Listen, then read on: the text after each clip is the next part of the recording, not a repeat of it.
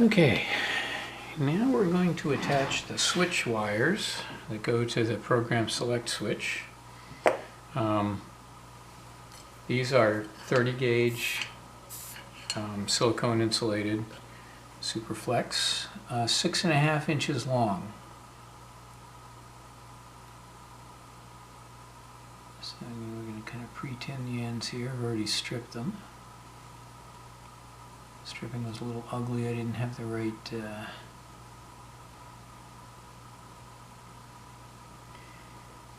quite have the right stripper for 30 gauge. Okay, and these are going to the ItsyBitsy pins 7 and 9. And those are over on this side. And again, I'm going to put them right on the top as opposed to through hole because we don't have much room here. So 7 and 9, so I'm just going to flow a little bit of solder on these holes. Again, I don't want a big blob or anything up on top.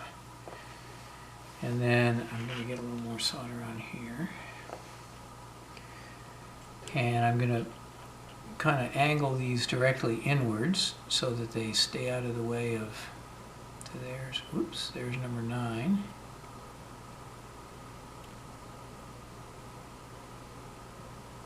Okay, tug on that, it looks good. And so you can see that I'm keeping the profile really low so there's not a lot of solder sticking up or anything.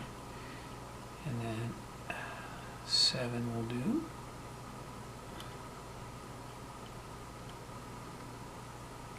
Get in there, you.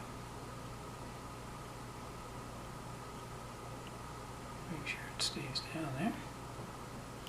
Okay, there's 7. Again, 6.5 inches long. That's 30 gauge wire. And the key here is I'm going to mark.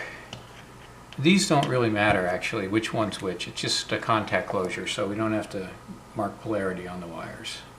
Okay, that's it.